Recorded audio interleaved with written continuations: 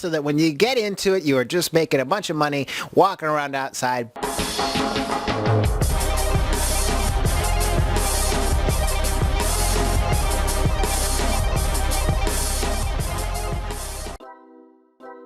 Hey, how's it going today, guys? I'm Kevin. This is Entertaining Entropy, and today I'm super excited because I'm talking about getting paid to walk, run, jog, or even mow my lawn outside with StepN. And this is leveraging technologies with NFTs and cryptocurrencies to give me a return on investment from buying a virtual shoe.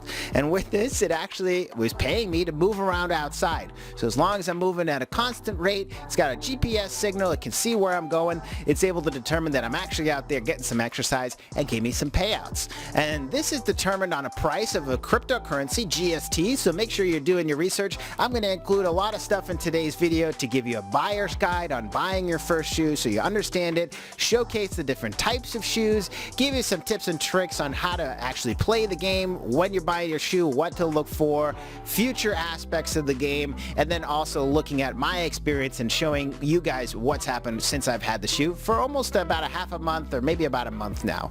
So check me out. If you don't understand cryptocurrencies and NFTs, that's awesome because I've put together other videos on this channel so that you guys can actually learn cryptocurrencies from a baseline, absolutely nothing in the knowledge bank, getting into it, and now you can go out and learn other projects so that now you can tell me what you're getting into. We can all learn together, earn together. So hope you like today's episode. If you have trouble getting into StepN, it's because you need an activation code. I can help there too, guys, because I get activation codes every 5 days. Being part of the app, happy to hand them out here on my channel. I would love to trade it for a subscription, so if you could do that for me, let's do it. So let's start. So the first thing you're going to want to do in the StepN app is check out the marketplace. And this is where you can click on the little shopping cart in the bottom right hand corner of your StepN app to see all the different shoes that are available that people have for sale. And there's a lot to take in here, so let me break it down to the different types of things that you would see and the attributes and things that shoes could have. So the first thing you're going to notice is walkers, runners, joggers, and trainers are the different styles of which the shoe could present itself. And that represents how fast you're moving when you're trying to do your activity to earn that cryptocurrency from that NFT. So walking, as you can imagine, versus running, the faster you move is also going to represent the more ROI, the return on investment that you're going to get. By moving faster, you get more cryptocurrency per day. There's also going to be different levels of shoes. So you have common, uncommon, rare, epic, and legendary, all corresponding with different increments of how expensive it is. I'm telling you, the epics are like tens of thousands of dollars, but really hoping that return on investment is similar and in ratio. With this, you'll also notice 4 different stats that are going to be associated with each of the shoes: efficiency, luck, comfort, and resilience. Breaking them down, efficiency is the most important one because it's going to give you your GST. It's going to give you that cryptocurrency every single day, and it represents how much you're going to get. The luck stat, which is the next one, is actually going to represent how often you have a chance to get a bonus crate, or sort of just an additional bonus at the end of every single activity that you're doing. And then comfort is going to be a totally useless stat that you should not spend any time looking at right now. Still under development. Later would give you the option to switch to GMT. GMT is a different cryptocurrency. It is not working right now, so don't waste your time in comfort. Finally, the resilience stat is going to be how much it costs to repair your shoe. And repairing your shoe happens every time you use it. So resilience is important to lower that upkeep and again keep that ROI up so you're getting a lot back every single time you're using these shoes.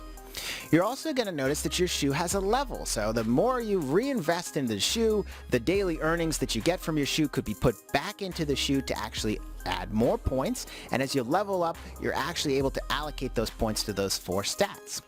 In addition to that, there's also 4 different gem slots where you're able to allocate and choose maybe one that's for efficiency or resilience that is going to give a bonus percentage and a base additive of points to whatever slot that it happens to be. So making sure that you don't have any comfort slots is important when you're looking at those. And you're also going to notice the mint number of the shoe as well. So the mint number is representative that up to 7 times I can take 2 shoes and create a third shoe, sort of like mating them together. And with that, the cost is increased every time I use that functionality. So you typically see it at about 2 or 3 when you're going through the market. I wanted to put together a buyer's guide to give you some tips and tricks when you're looking at those shoes on the market to say, well, okay, now I have all the information of these things. What do I want to find? Well, first off, obviously looking at the floor price is important, but what you want to notice is the efficiency and resilience stats. When you're getting a common shoe, you want to have it at level 5, and you want to have resilience and efficiency at 5 at least as well for the base stats.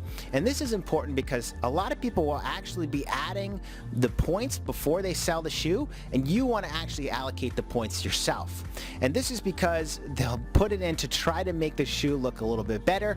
And there's a trick. You can actually click a base button that would reveal the base stats and remove those points that were allocated. So looking for a shoe that has no points allocated is important. And again, 5 on both the efficiency and the resilience stat. When you're looking at the shoes as well, watch out for the comfort gem slot. So where you would see 4 different gem slots, you don't want any of those to be a comfort gem, because as you reproduce the shoe, you're actually going to find that it is going to give that slot to somebody else, and it's a totally useless slot. As I say, that stat is still under development, so it's a waste. When you're looking at the shoes, you'll also notice a mint number. This isn't super important. I actually got one that was a mint of 3, but it's probably better to get one that's a mint 2. So you may be affording another shoe when you in the future may want to actually mint that together. And the more the mint number goes up, the more expensive it becomes to actually create new shoes from them. Another thing you want to look at when you're looking at your shoe is if the points were allocated, were they put into the right place? So where I'm maybe judging to see if somebody has it in the right place, I have a calculator, StepN.Guide, that I'd allocate points into, and I'd be able to find out the maximum efficiency and optimize my ROI for that particular NFT. So StepN.Guide is a great place that I can go to preview and see what life would be like if I had that shoe and started allocating points. When you're purchasing a shoe, it's also important to note where you're going to be making actually a commitment to walking, jogging, running, what you're actually willing to do. I wasn't willing to run, so I got a jogger, which ends up being 4 to 10 kilometers per hour, I believe, which ends up being like a fast walk, or I could jog if I wanted to. So it gives me the option, but still ends up being a pretty good ROI. If you're getting the trainer shoes, as I understand, the faster you move, the more you actually make. So it's incentivizing you to go faster and faster, but also allows you to walk if you just wanted to have a slow day. So now you got your sights set on some shoes. How are you going to get your hands on them? Well, you got to load up some Solana into the StepN app so that you can actually purchase some of those for the prices that you're seeing. And with this, I leverage an app called FTX.US because I just find it has really fast Solana transaction fees, and loading up some money in there, converting it to Solana, I'm able to send it over to my StepN wallet. StepN, I'm, as you can hear, leveraging Solana, but you can also leverage the Binance chain and do a similar functionality in a different token and a different chain. I leverage the Solana chain with StepN, and with that, I then send money over to StepN in the wallet. You'll notice there's 2 different wallets, the spending wallet and the global wallet. Well, after I set up my global wallet, I just click the receive button, and it's going to actually give me an address that I put into FTX, and I'm able to send that Solana over there. Once the Solana is in my global wallet in StepN, I then click the transfer button to put it into my spending wallet, and I'm able to, you guessed it, spend it and buy some shoes. When I'm actually earning the GST, I'm sort of reversing the transaction. It puts the GST into my spending wallet. I have to click transfer to put it back to my global wallet. And then from global, I probably transfer it or trade it, so to speak, from GST to Solana. And then I send Solana back to FTX. From FTX, I could probably withdraw, but I end up just kind of dispersing it out to different areas from that point. So now that you got yourself a pair of shoes, you got to get out there and walk. Wait a minute, you just bought your shoe, didn't you? Oh, so your energy is completely empty. Well, every 6 hours you get 25% of your energy refilled, so typically with one shoe, you're at a total of 2 energy, you'll get 0.5 energy every 6 hours. You can get out there and start walking. My walks are typically about 10 minutes or so to spend that 2 energy that I get with my 1 shoe. And you're also going to be repairing your shoes every time you use energy. I found that if I break up my walk or my run into multiple sessions, I end up spending just a little bit more on the repair rate as opposed to just doing everything from one day of the 2 energy all at once. You're also going to notice that recently they added some anti-cheating functionality, so every time you finish a run or a walk or whatever you're doing, it's going to run a little bit of a query to see if you've actually cheated. I've had a little bit of a fallout with this, really only when the app had released that update that it flagged me as a bot, and it's actually taken away my GST, so I've actually created a ticket to try to figure out what's going on there. But mostly it's allowing me to get through without any questions asked, and they actually run events and things too, which is pretty cool. So where I was actually able to get, I think it was double energy and double refill rate just this past Sunday, I was able to like double or triple my return on investment that I got for that day, which was pretty cool and hyped me up. Also got me out for a lot longer. It actually, where you're spending more energy, it's not exactly a 1-for-1. So where I had 2 energy, I thought, oh, I spent 20 minutes because I usually spend 10. Having 4 energy, I actually spent more like a little over half an hour. So I was out there, my legs are killing me now. I was actually ended up jogging. So I wanted to give a little bit of an experience of how I've been enjoying the app. I've had this for about a month now, and initially things were going awesome. I was getting 18 bucks a day, 18 bucks a day, day in and day out. I was just putting money away. I got up to about half of my return on investment of what I was trying to get to, and then all of a sudden the price just has been taking a downward spiral.